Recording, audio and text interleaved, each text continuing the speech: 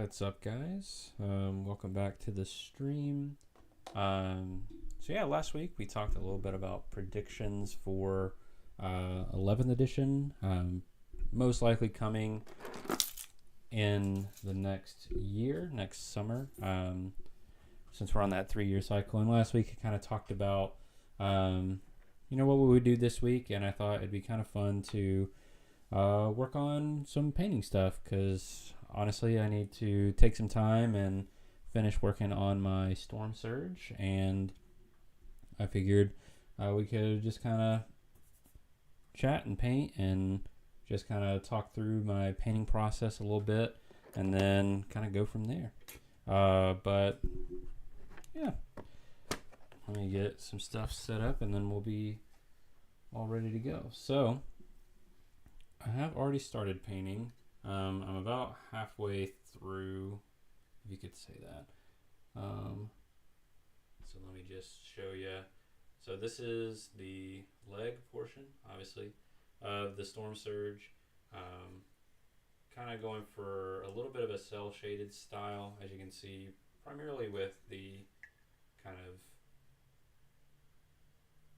greaves,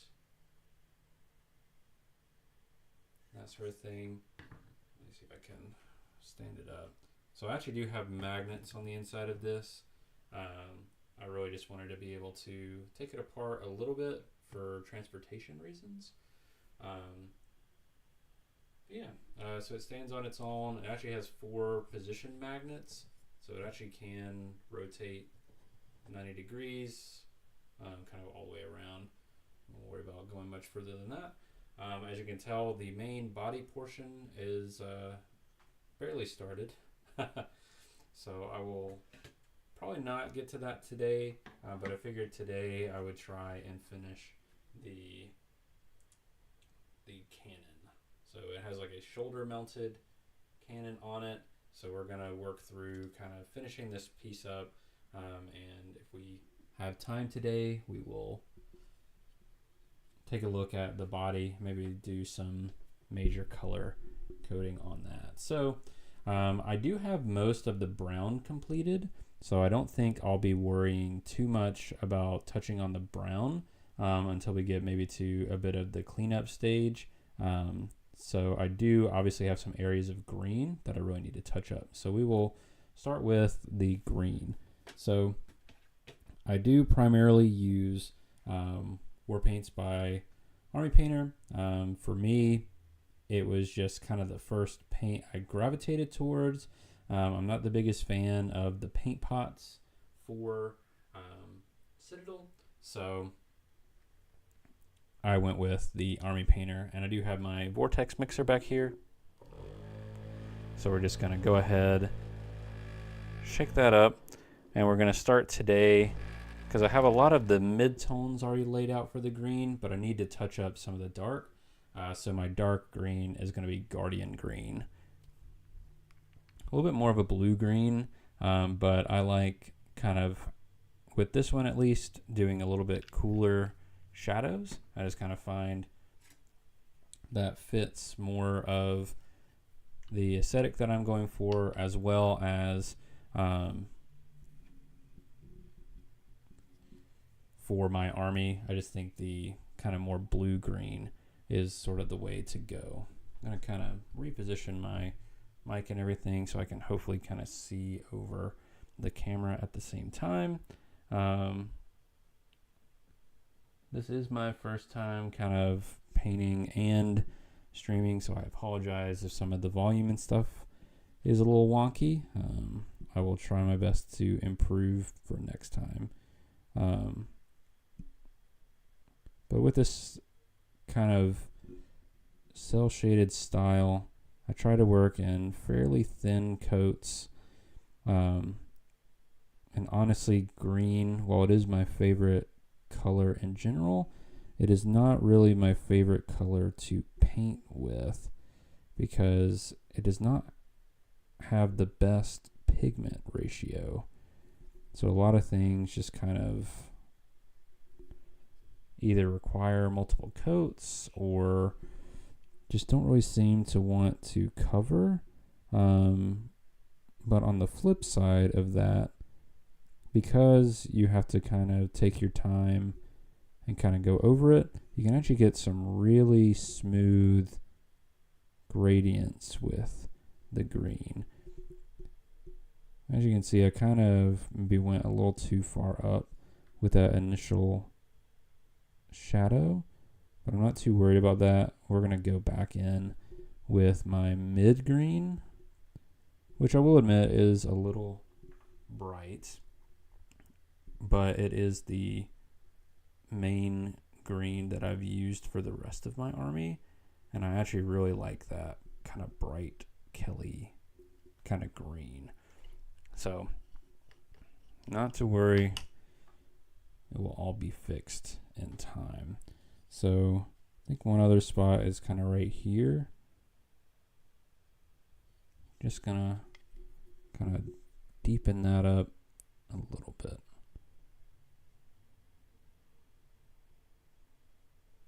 And I do start with a black coat.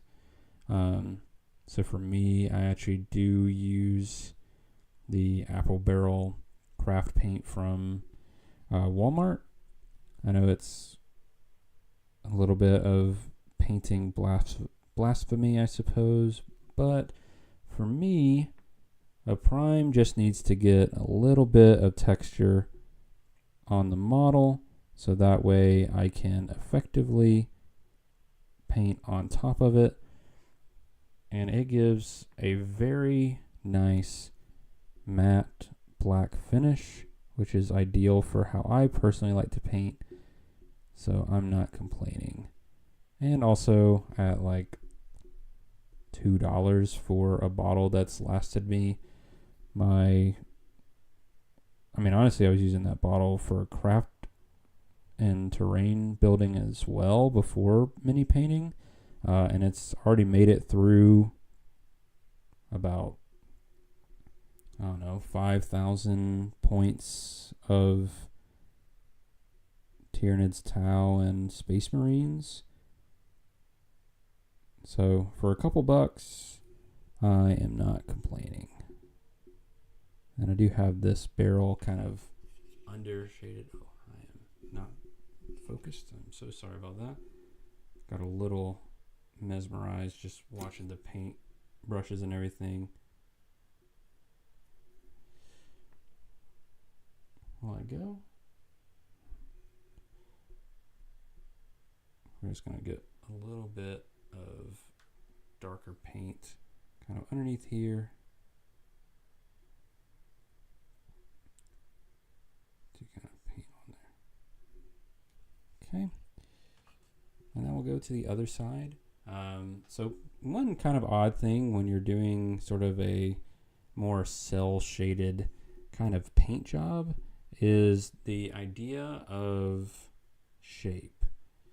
So when we looked earlier at the kind of leg armor, I feel like it accomplished the cell shade look very well. And I think it has a lot to do with just that shape having very nice volumes to it. So we were able to kind of see multiple stages around a form. And on this portion, what I've been struggling with is the lack of that. So obviously it's got a bit of a kind of curl to it. It rounds around the corners, around the edges, so the top and the bottom both move more into almost cylindrical kind of areas, but everything else is pretty much flat. So I'm having to kind of not really make up volumes, but give enough variation in contrast that it does show that these forms do have unique color to them, and ultimately are not just like one static color. They are multiple colors and there's enough surface of each color that it actually looks like it is evolving into the other colors. Because of course with cell shaded, you are sort of making some level of, so I guess let me get that in better focus. You're making some pretty decent jumps because you really want the eye to do a lot of the visual mixing in this. And it's more about kind of placing the colors where you want them to kind of trick the eye to do that. So when I'm putting the darker shadows and stuff on here, you know, I almost want to think of it almost to this degree, right? Where if I'm looking directly at the bottom, I'm not really seeing any of that brighter color. And that kind of helps, at least me, sort of dictate, okay, where should this color kind of go? And I'm also going to try and follow some of the lines that I'm making with some of the other panels as well. Because unless you want them to appear to be slightly different material, it would make sense that the shadow line, for the most part, follows it all the way around. So I think we've gotten a pretty decent coverage. I guess I need to touch up this a little bit. This little guy has honestly been a little bit of a pain because in reality he doesn't really need, based on his shape, he doesn't go like underneath. So he doesn't even really go full vertical. He's pretty round for the most part. You can tell with the brown, I didn't even touch into my like darkest brown, but with the green, I do kind of like to push pretty close to the edge with the darker color, because that mid-tone is pretty bright. So this is just a way that I tend to kind of dye that down a little bit, make it feel a bit more, I guess, realistic. I mean, as realistic as you can really make, you know, a cell shaded miniature kind of look. But I think with that, we'll call the dark green done for now, and we'll move up to the next step, which is the Eternal Hunt. And in many cases, I will follow sort of the guides here for the color. But as you'll see with my next two highlights on the green, I actually leave that, and even more so with the browns. So I'm going to use the vortex mixer, get a nice shake.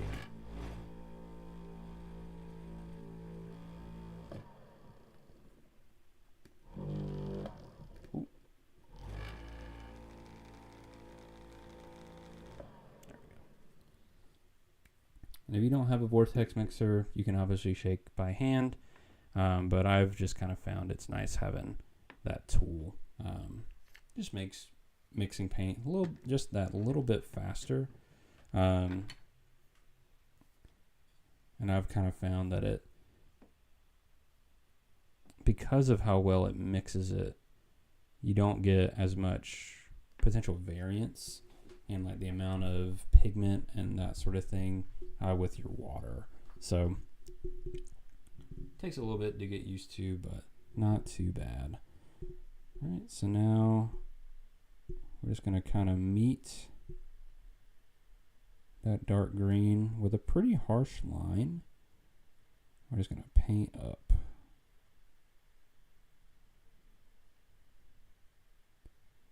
And kind of go to meet or barely exceed the sort of crest as the shape kind of goes over. And we're going to be doing that on pretty much all the vertical surfaces. Because as you can see, I have already a pretty decent coat. But like I was saying before, with the greens in general, they have a tendency to be pretty thin. And while with some colors you can kind of keep painting, with these greens, kind of got to take just a few brushes at a time. Just a few swipes, get some more paint on the brush, a few more swipes, a little bit more paint. And with time, sorry about that, you'll get a pretty even coat. And usually about every 3, maybe 4 paint trips, I'm gonna dip into my water reservoir, which is a nice green apple green. You can kind of see it in the background. So you can tell that this has been my project fairly recently. I probably do need to change my paint water more frequently, but no one's really looking at it except me through the day, so not too bothered.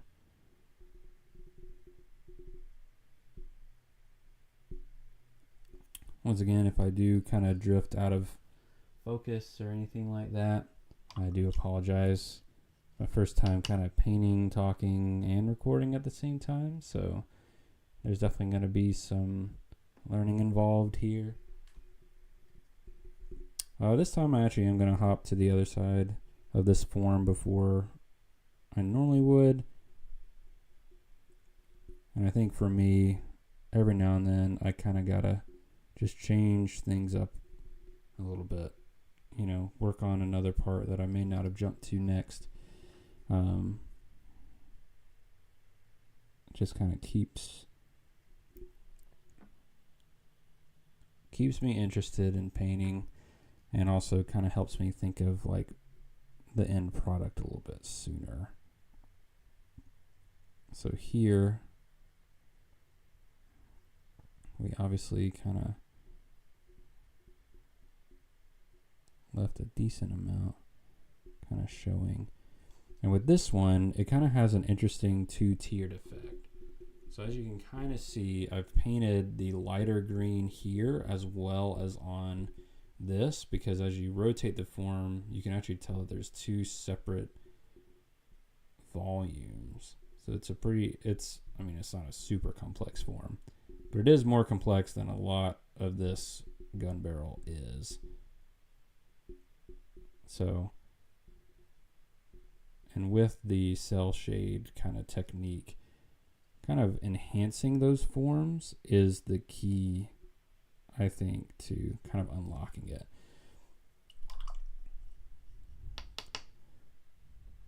But I think the most important kind of thing when it comes to stylized painting is obviously you're going to want to have some reference at some point as to, you know, maybe it's just inspiration is all that reference is for you. But it's just going to help you kind of understand, like, okay, so if this is the effect that I want to achieve, how is this other artist or medium, you know, because you might just be wanting to recreate sort of 80s cartoon or maybe Borderlands video game style painting with your miniatures.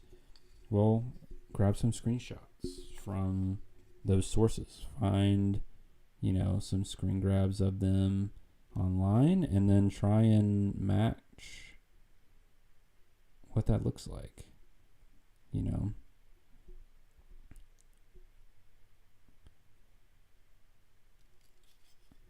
And I think when you kind of look at what you're trying to accomplish, you're going to be able to accomplish it a little bit better. I did a decent amount of kind of comic style artwork in college. And while I've definitely grown a lot as an artist, you know, a lot of that has sort of stuck with me. And for me, my armies and stuff for Warhammer, I want them to just look cool to me. So I'm not really trying to necessarily copy any other style from another artist. Looks like I accidentally dipped a little too far down, painted over the dark a little bit, so we'll just bring that back in.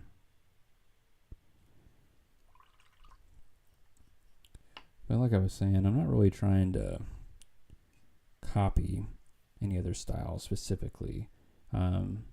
Instead, what I'm doing is I know what the style is, right? So I know that it's, a bit more of a blocky kind of art style. We're not really too concerned too much with blending, which gives me a lot of freedom, which is really nice. And I really do like that a lot about this style. Now this style can be enhanced very much with some level of blending, where you can maybe get even more tones.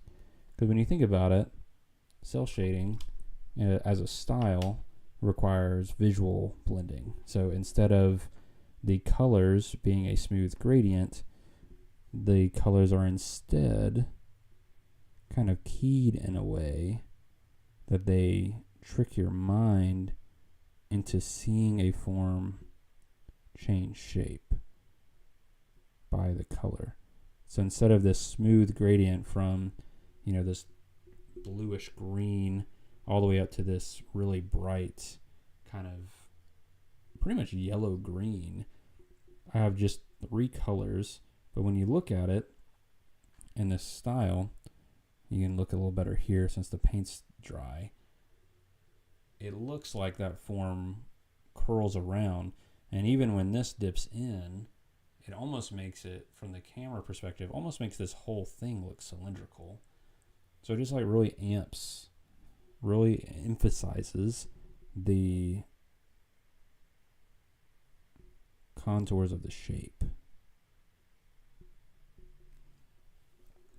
And when we're looking at looking at these miniatures, having this emphasized shape allows us to, emphasize or enhance the shape of the miniatures. Now, I will admit, I do think that these panels, some of these like tubings, I actually honestly think are done. I'm not too worried about them. However, you can kind of see in here a little bit. I wasn't able to get a great amount of coverage, which I'm not too concerned with, since it is technically kind of behind these pipes and everything. It would be in some level of shadow, but I am just going to kind of take my brush in there, kind of fiddle around a bit, try and smooth some of that out. There's a little bit more on this side where I think I had gone in with a pretty watered down green just to get some coverage in here, and it's just going to benefit the paint job more if I just push that up a little bit more. And just like before, we're going to bring the bright mid green pretty much all the way up to where we would expect our green to kind of go. So when I'm looking at it, like we said before, from below, we should pretty much only see the dark color. And then from the side, we're obviously going to see some of these curved shapes, the darkness, but anything that is almost a perfect 90 degree, or even a little bit into, a sharper degree as we approach the top, we want that to be the main color. So I think some of these actually need to be a little bit further down.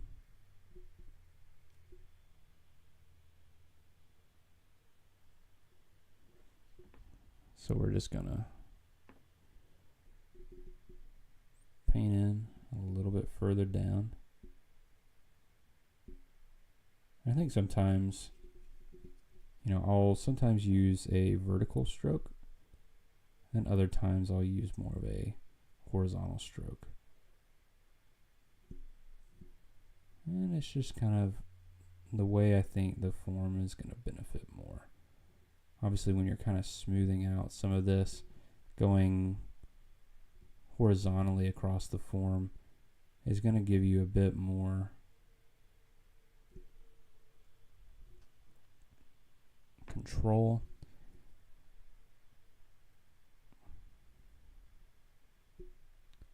I think that's one thing I'm like trying to be better about, is controlling the brush. Being able to, maybe make a little bit more complex shapes and lines and just stronger features with my painting.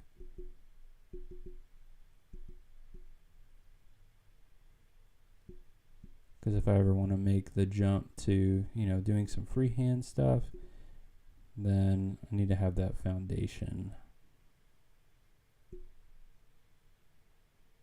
of really solid brushwork.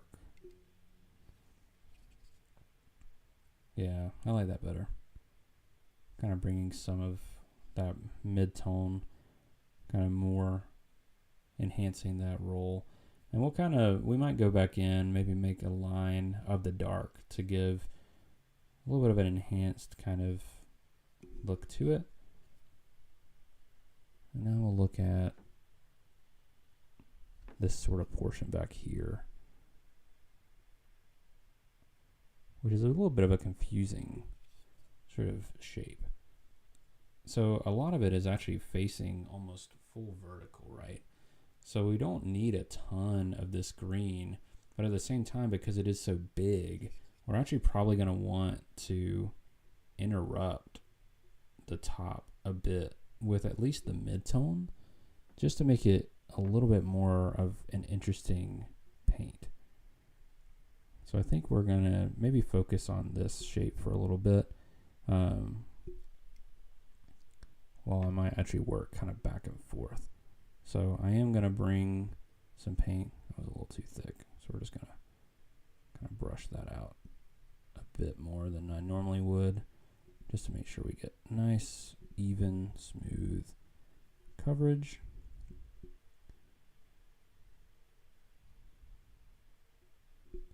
And I do pretty much only work with brushes. It's not that I'm necessarily against airbrushing. I think it is a valuable tool. Just for where I am currently residing, having an airbrush would be a bit more of a hassle than anything. And being able to have a location where I can airbrush freely, not worry so much about it getting on other furniture or in my lungs, is kind of where I want to be. And my wife and I are actually moving fairly soon. At least we hope so. There's still some other inspections and stuff to go through and that sort of thing. But we are hopeful that, by the beginning of next month, we will be in a new home with some more space, potentially more dedicated room for our own hobbies and that sort of thing. And we're both very excited for that. And at that time, I may actually be looking into an airbrush, because I'll be able to more easily make the ventilation and everything work for it. So maybe at that time, I'll be able to kind of walk through an airbrush more tutorial and that sort of thing. But for now, we just got our brushes, which is honestly all you need. Airbrushes may be able to get some of these forms to be painted flat a little bit quicker, and you might be able to get some smoother gradients, but the amount of time that it takes to properly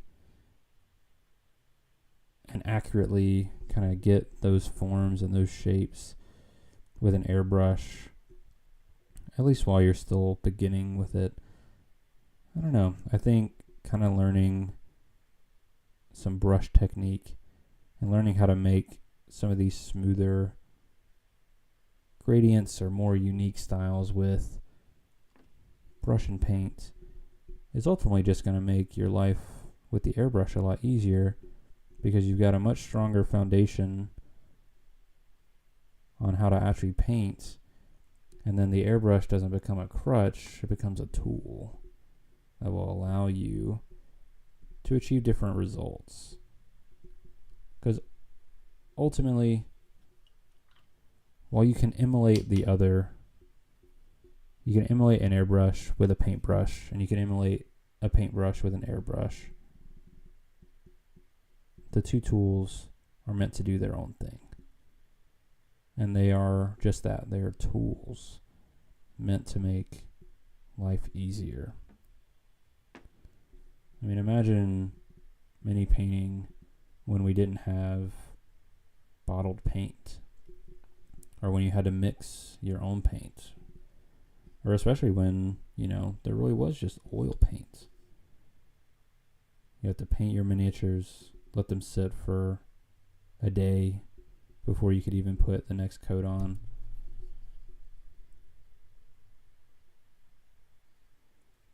Wouldn't that be interesting to see? Like, sure, there's got to be somewhere, some kind of like oil painting of like a smaller statuette. Would be fascinating. We know that the history of war games goes back further than we typically would have imagined, but I don't know if they were painting up Space Marines all the way back then. So like I said before, I think I'm going to go ahead and like try and tackle this shape all at one time. So my next stage in this is going to be Emerald Forest. So as you can see, instead of going up to the brightest of the deep green, I actually wanted to introduce a little bit of yellow. So we have a chair at the bottom of the vibrant greens.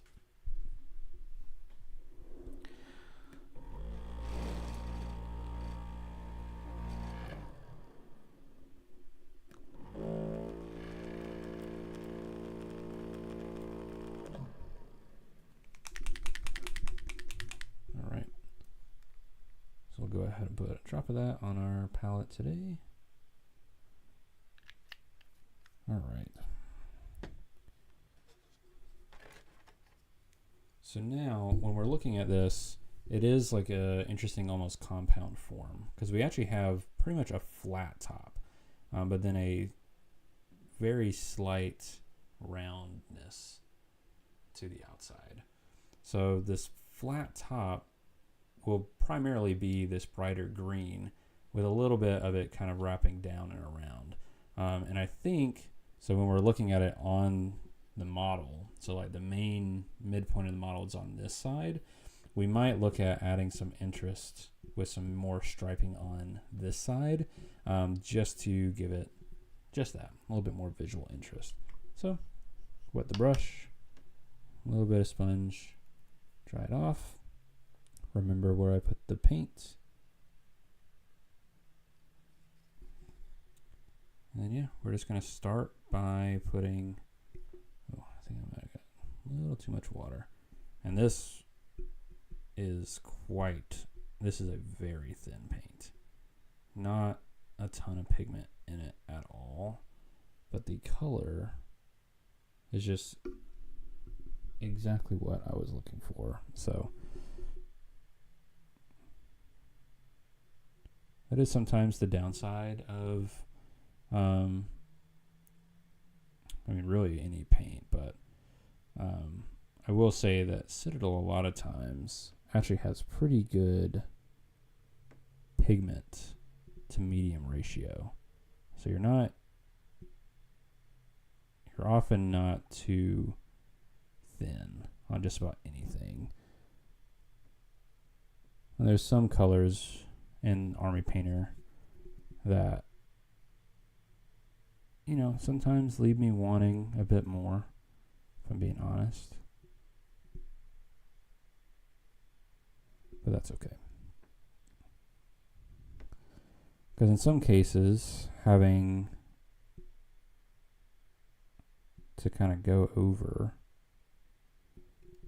is just going to allow you to get just that little bit of extra time trying to balance keeping it in the light and keeping it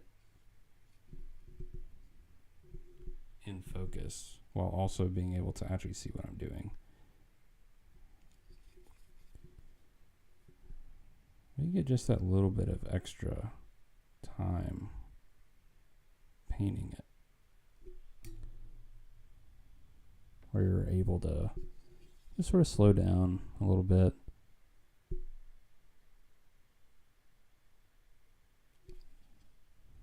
Man, sometimes these like shapes like this are really annoying though, because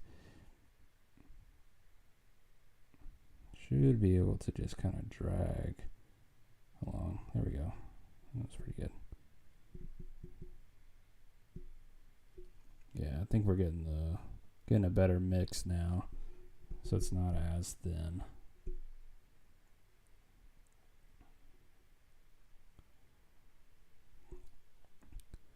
So yeah, now that I kind of have blocked in that overall shape for my main kind of highlight up top, I'm just going to go in, fill that in. Probably could use a little bit bigger brush, but for me, I try not to change brushes too often. You can kind of, well, never mind. You may not be able to see that other brush. That's kind of leaning down there. It's a little bit more of a finer tip, a little bit longer bristles, so a little bit better for some acute detailing. I'm just going to make sure that's got a good moisture on my hand before I dive in again. Yeah, so you can see it's kind of pooling a little bit.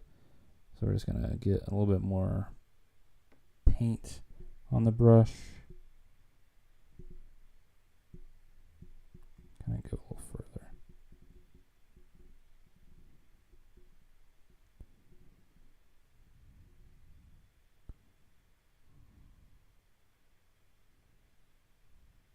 But yeah. And yeah, this green isn't, it's like odd that it in some cases does look very different from the green below because it is so thin at the same time. You know, you can get this very subtle shift to the next one. So if I was trying to be very smooth with my detailing, I could pretty well achieve that. But we want it to be pretty bright. So then I'm going to kind of switch to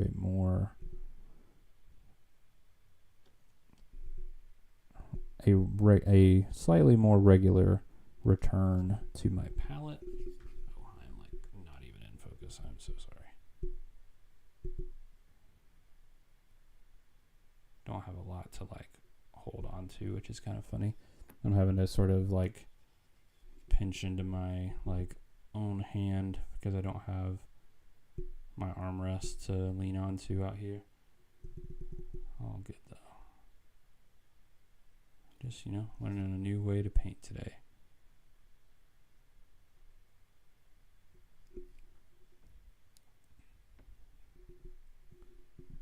That's always a good thing.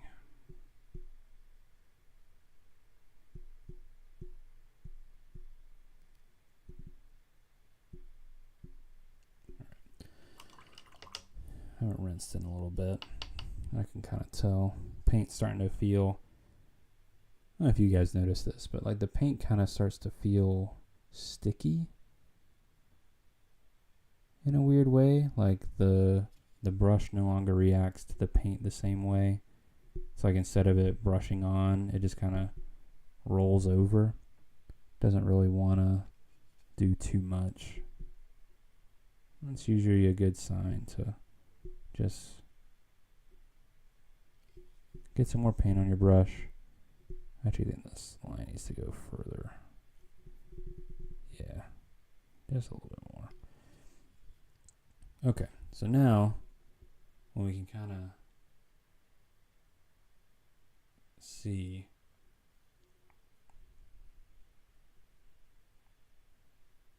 let that kind of dry. Actually, yeah, I'm just going to give that a sec to dry.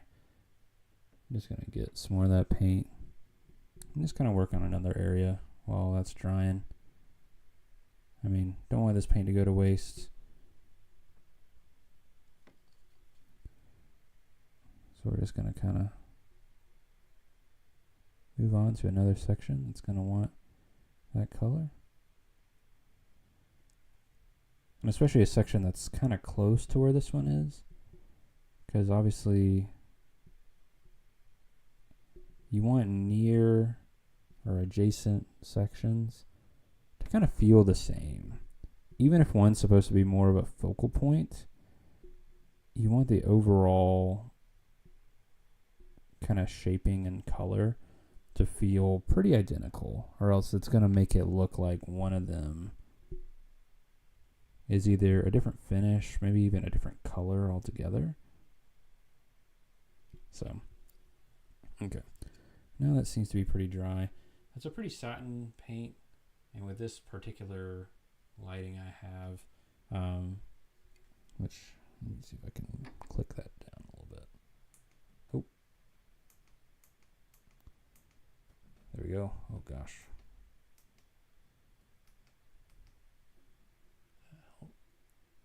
Not too much. I have a couple lights on, so maybe it's just...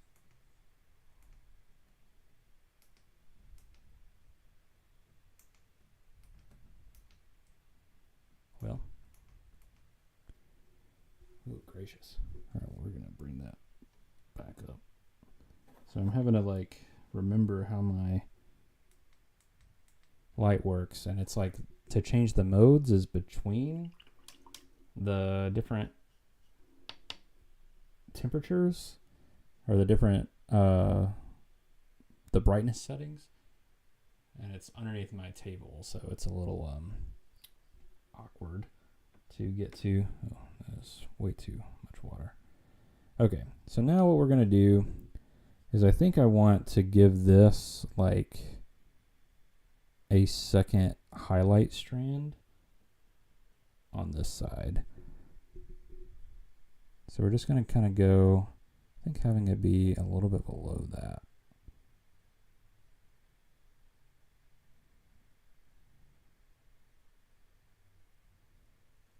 And then it's just going to kind of follow this curve down.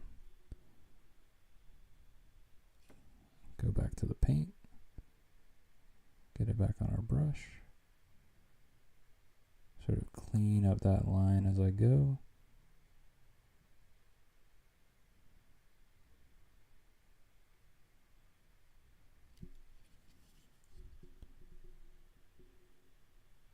See how that, just that little bit of an addition already has sort of made that feel a little more interesting.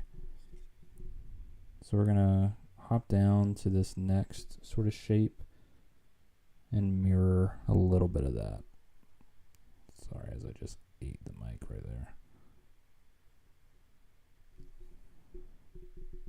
So we're just gonna kind of fan the paint out till it meets roughly where this line is. Give it a nice hard break. Paint over to it. Then the same thing on the other side. Of course, this side we also have this sort of pipe jutting out. So while this kind of goes over, it's also going to sort of feed to that pipe.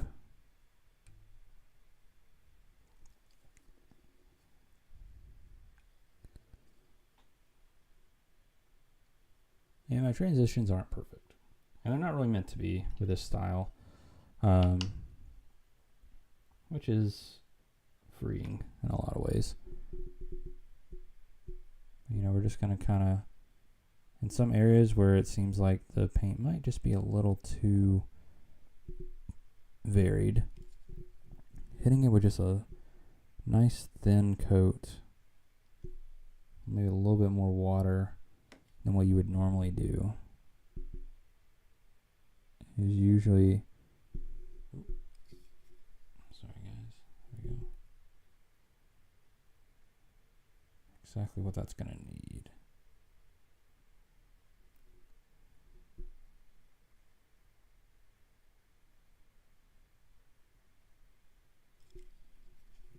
go. And then similarly, we're just going to kind of bring the edges up a bit more, especially on this side, because we want that nice contrast happening between the shapes.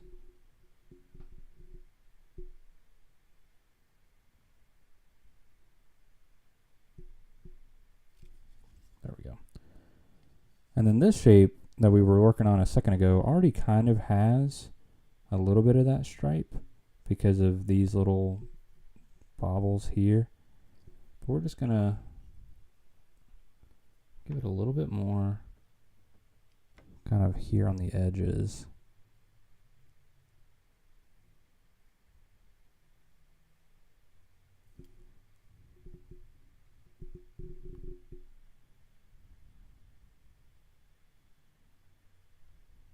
Paint on through.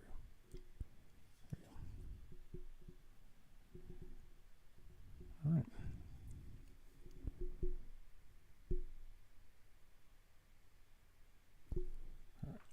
Now, before we go too much further, I think it's now kind of time to bring out the brightest of the bright. So this is the Rainforest Vibrant Green. It's only the third tier up, but honestly, that bright is just way too yellow. But this one, I find is perfect. I actually started using this color for my Tyranids. Oh boy. Gonna have to readjust my camera here in a sec. Sorry about that, guys. Forgot it was like right beside my foot.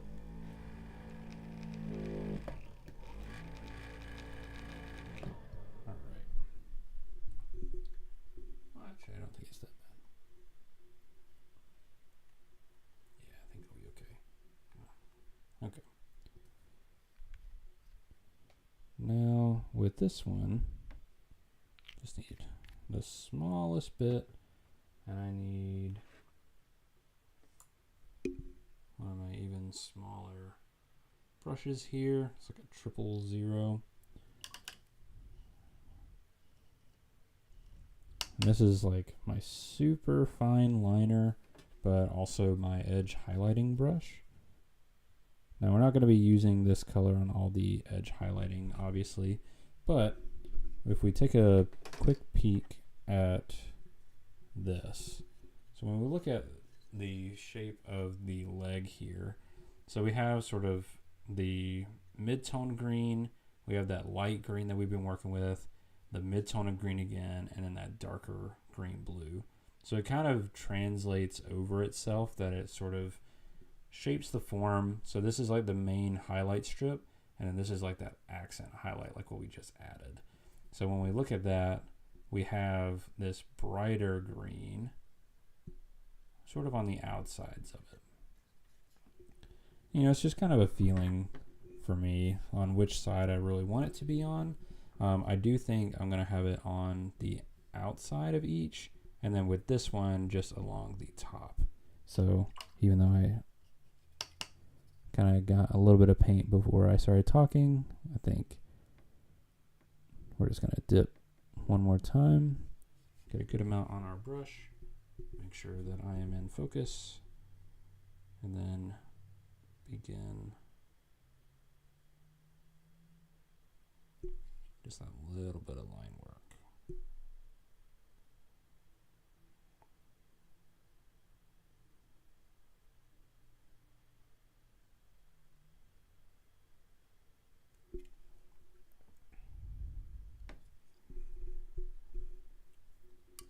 We're just going to follow this edge all the way around.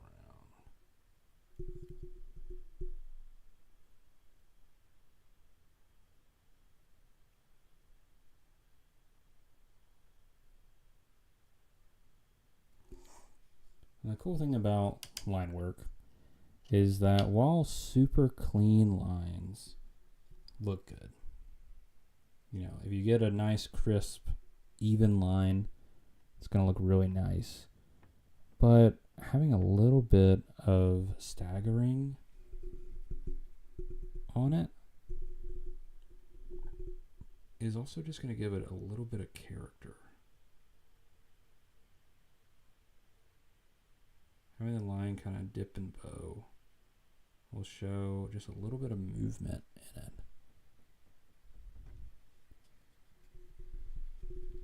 And I think that while clean lines have their place, I would say that learning how to capture energy in your line work, learning what the variance and everything can do to your line,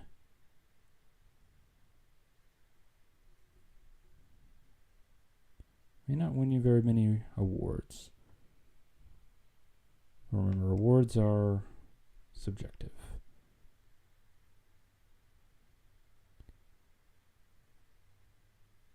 If you're wanting to win awards, you got to paint to win awards. This is for a competition, but it's at my local game store. It's not Golden Demon. It's not for money. It's just for bragging rights. And for me, I would rather have a model that I enjoy the look of, that I enjoyed painting, instead of having maybe an ultra clean, ultra realistic paint job. Okay. Let's see. I think that's actually pretty okay. And then with the edge highlight, we're just going to go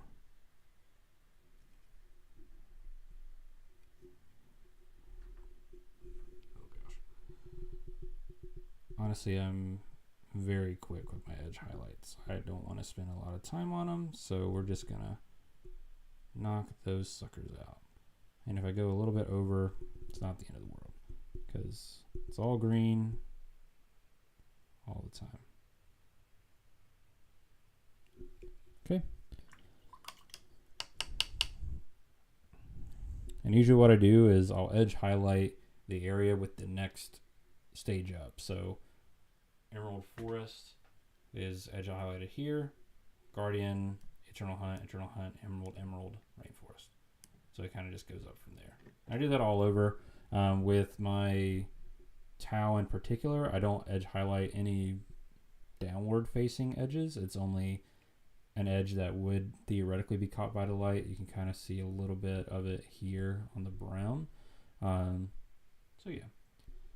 And this actually reminds me, of course, now we've got that top done. And honestly, I really like the way that looks. I mean, is it the most realistic?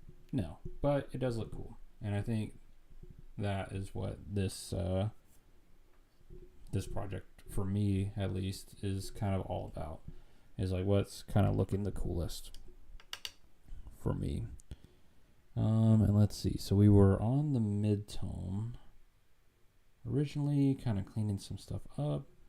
And I think we got that on this side. So now we're going to put our really sharp brush down and just kind of go back to our mid-tone green again. And remember, we're kind of in that middle stage, kind of cleaning some stuff up. Also just making sure we got all the paint that we need on everything.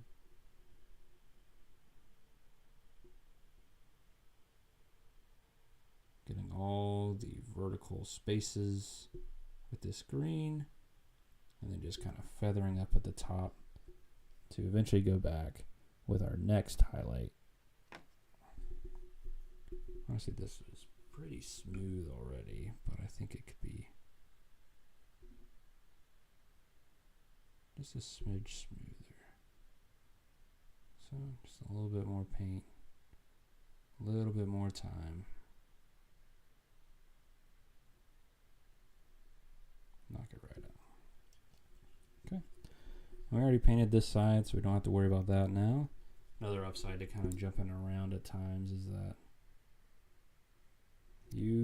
when you get to that stage on the other side of the thing or whatever you're working on, you're going to be able to skip that part.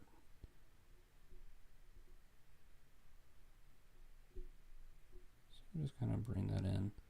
You can see my paint, it's probably a little bit too thin. That's actually where I want it to be right now, especially on these little bits. I'm not really going to be getting super intense on those little fiddlies because they're just that, you know, they're just little fiddly bits that shouldn't be taking me as long as other areas. And I think that's one of the harder parts, at least for me, when mini painting, is kind of finding the details that I need to spend the time on versus the details that I don't. Because oftentimes I'll spend a decent amount of time on something, and then when the model's all said and done, I look at it and I say, wow, that part that I spent nearly an entire hour on just isn't even a focal point. It's not even an important part of the miniature, but I just kind of let myself get a little too hyper-focused on it, which isn't necessarily a bad thing, but if you're wanting to be a little bit quicker at painting, which, to be honest, I kind of do want to be a little bit quicker on, kind of got to learn priority in painting. I think I've gotten better at it, you know. Maybe I am spending a bit too much time on the Canon, but to be honest with the Stormsurge, I feel like it's a bit of a focal point. So I feel like it needs a little bit of my time and my effort to be able to make it be as imposing as it could be. And that's okay. You know, I want to paint faster, but I also want the end result to be something that I enjoy and that I'm proud of. So sometimes that just means a little bit extra time.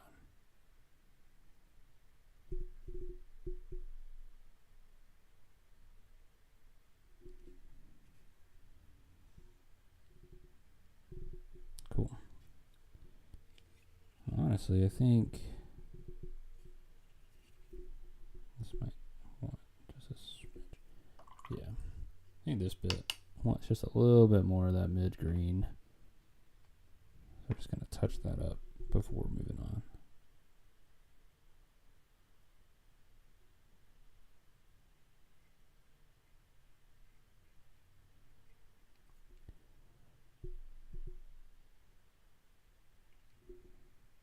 Cool. All right. So we've got up to the midpoint green, about where we want. Let's see. I actually already have all the tops pretty well painted with that green. I guess there's a couple areas. All right. So now go back to the Emerald Forest, our second highest green, and just find the areas that need it. As I paint off camera. Just a little bit more comfortable down there, but not as good lighting, unfortunately. So we're just going to kind of touch on some of the higher bits, since I've already sort of painted through a decent amount with this color. We're just going to be bringing out a lot more of that in certain areas. And kind of like cleaning up some areas that may have just been a little roughly done. Like a lot of these like energy canister things. Not even sure what these are meant to be. They're pretty cool though. Nice little greeblies. But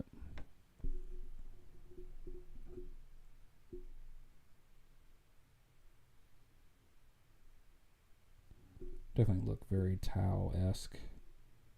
You know, kind of imagine that there's some kind of fuel cell of some kind helping charge the weapon or dispel unused energy to make sure it doesn't just blow up.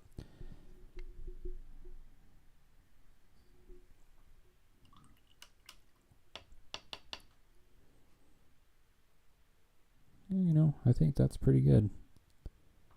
I don't really see a lot more that I want to use it on. Actually, that line's a little crooked, so we're just gonna fix that up.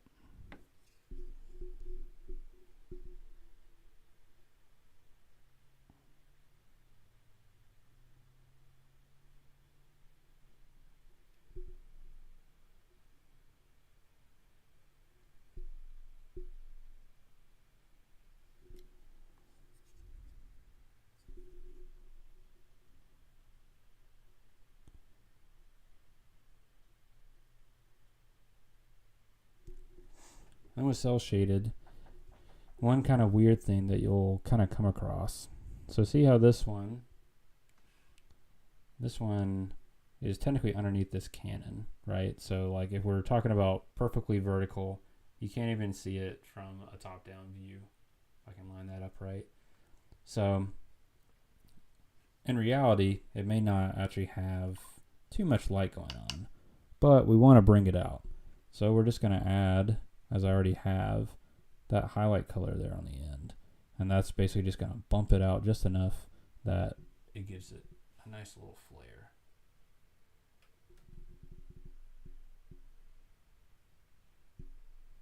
So yeah, I think it's looking pretty good. Honestly, yeah, I don't think I'm going to add much more color. I think now we're just going to kind of, before I move to the edge, the full-on edge highlighting step, I'm just going to check through, find any areas that I think need a little bit of cleaning up, brush on some more paint, and then we'll be doing the edge highlights. And honestly, I think that was really the only place that was really bugging me. Maybe this up here. Like, I'm just not really liking the way that looks, but I think this brush is a little too big. So we're going to switch to my more fine liner. Not the smallest, because I want a decent amount of paint. But we're just going to bring that in. See if we can get a little bit more of a darker color into the sort of recess of this shape.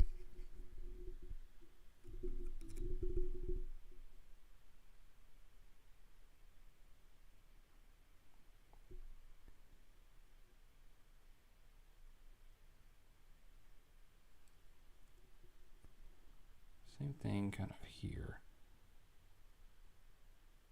It is times like this I wish paint was a lot more matte. Of course I could mix in matte medium, but then it's extra steps.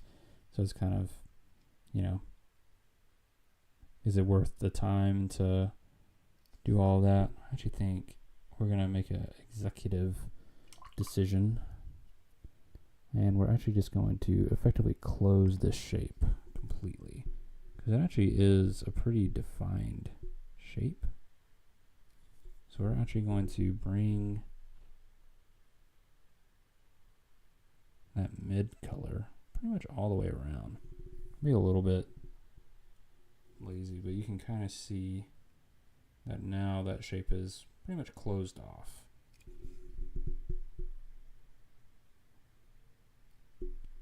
And we're going to do that for a very simple reason. We want it to stand out. So now, I need a little bit more Emerald Forest.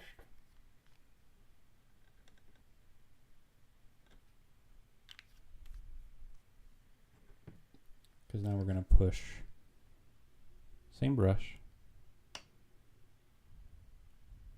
get it nice and just the right degree of moisture. And we're going to thin that line.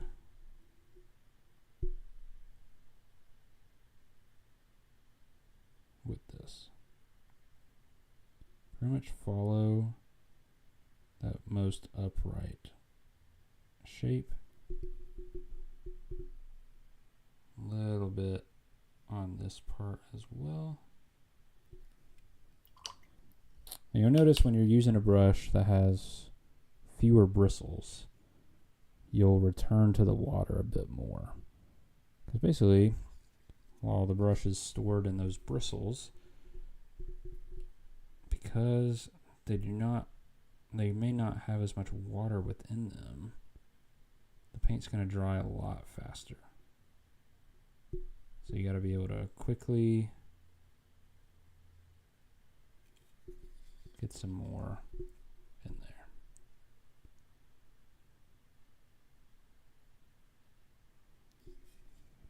Okay, there we go. Now that we've got the bottom thinned, we're now going to thin the top.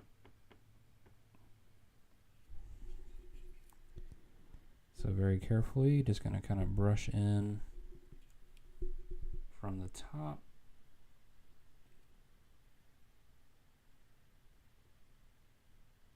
I want to make sure the lines that you make are emphasizing the form, not detracting from it. So this means going kind of with the shape. Parallel, not perpendicular. There are times for perpendicular strokes. This is not one of them. There we go. I like that a lot more. It might be a little wide. Whew. But honestly, I think that's just going to help it stand out a bit more. Maybe once it dries, I might decide to knock it back a little bit. And that's completely fine. So I think now, before we go through and do some edge highlighting, make sure that I don't have any. Okay, so that's a little ugly. So we're going to clean that one up. So this one needs the dark green. It's about this time when I started to realize where I should have painted in subassembly. Because, yeah, getting into these like nooks and crannies at this stage in the game is just not very fun. But that's okay.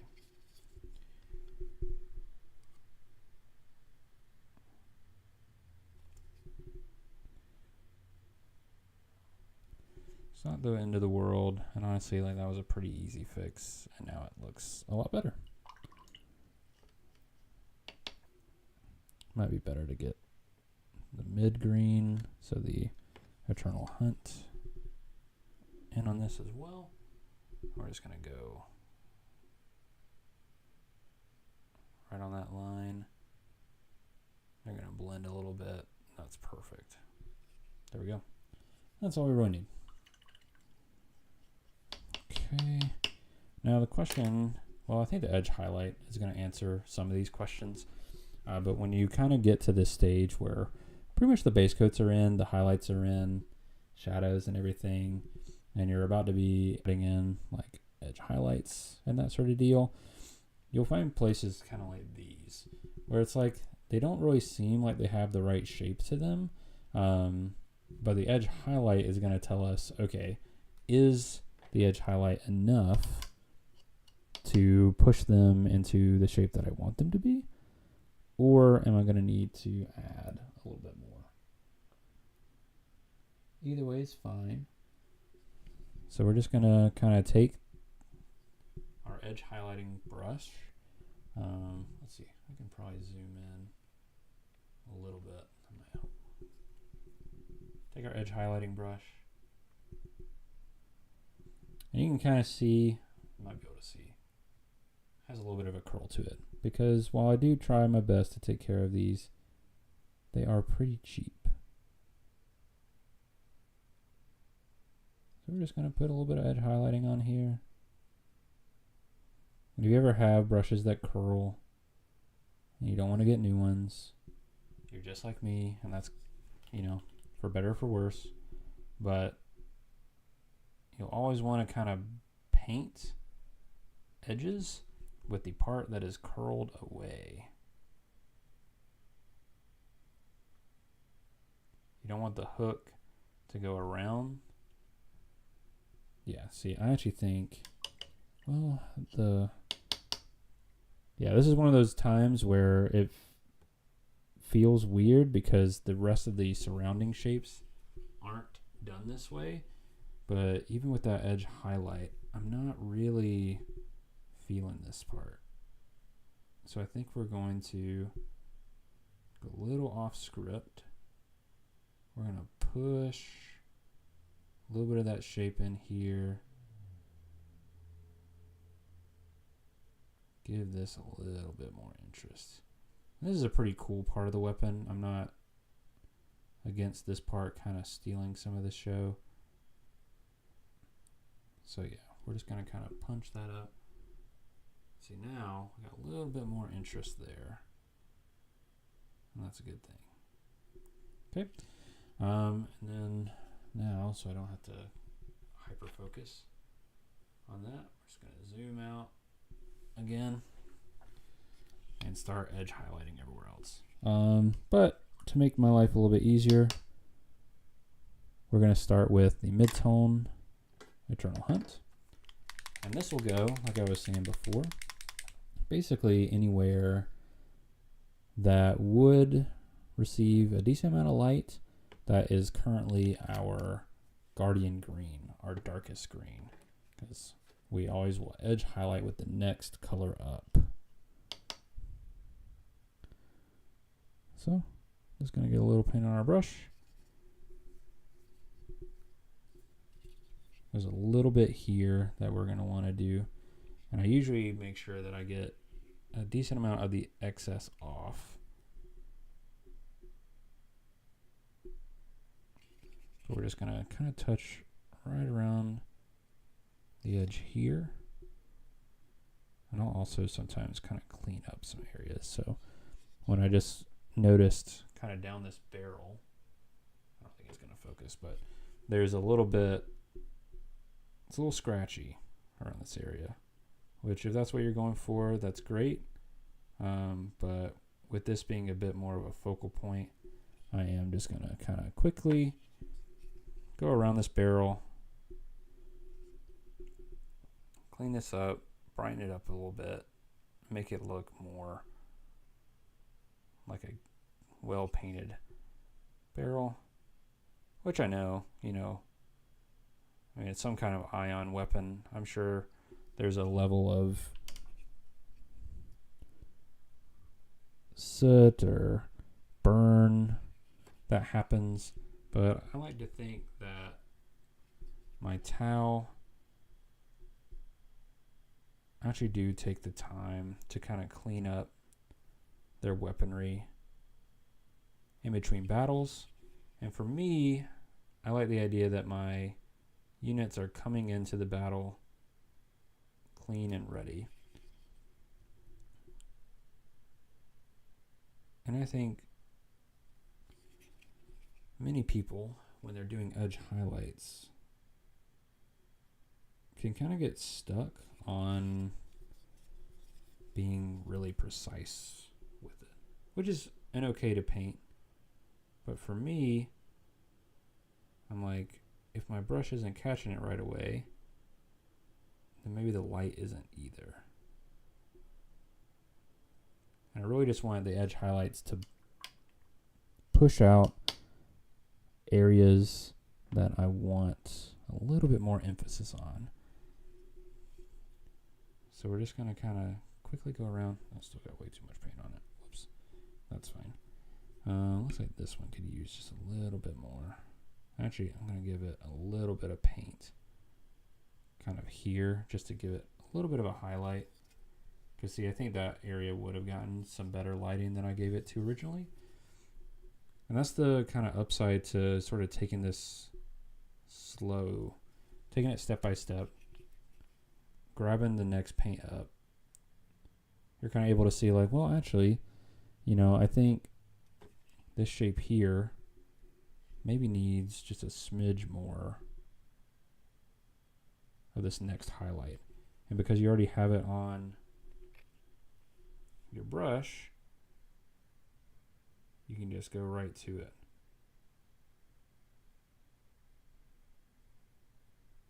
See how it pretty quickly livens up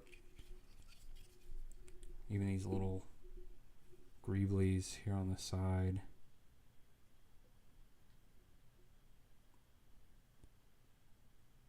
remember what I said before, is when I'm doing my edge highlights, unless it's a shape that really defines a separation to the next shape beside it, I'm not going to be doing the under one. So like with this, I'm not going to do that one across. Just going to do these right here, because that black line between it is, in my opinion, enough to separate them.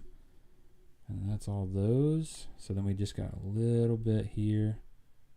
We'll just kind of run that up both sides where that is.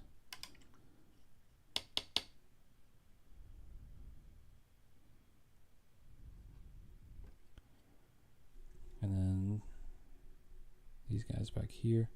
Ooh, that's not an easy place to hold, but I'm just gonna go like that. Actually, this one I might go a touch under.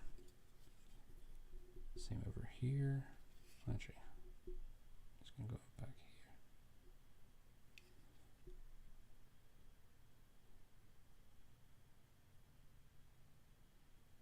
here. Just like that. And then that area basically has none of this dark green.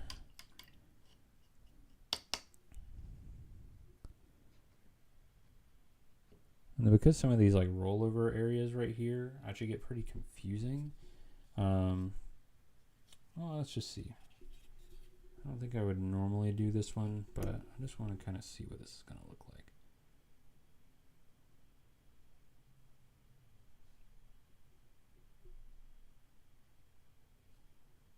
I'm going to add that in. Okay, yeah, that's not too bad.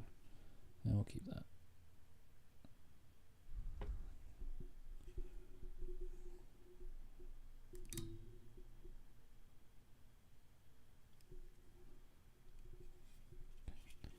And then we'll just stick back here, keep it going.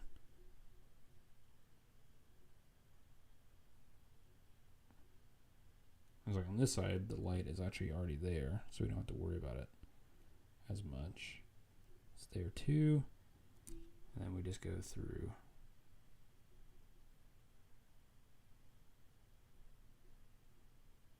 And just kind of hatch.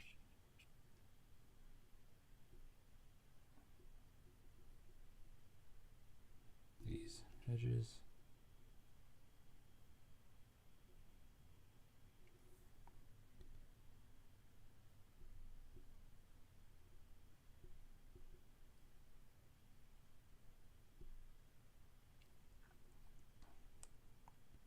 Sometimes I'll do it on like the shaped forms as well. Just kind of depends how I feel it's gonna improve that section. Wouldn't really worry about it on too many things like that, especially on a model that has so many different kind of surfaces. On some of the smaller suits, like the crisis suits and even the commanders, I'll usually try and mark some of their like ridge pieces of their armor, because they just need a little bit more visual interest. But for something that's like this and on something so small, like, come on, what are you doing to me, guy?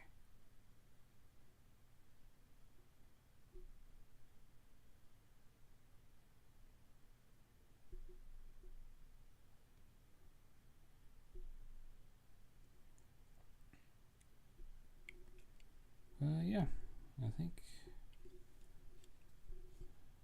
Oh, I didn't get these guys.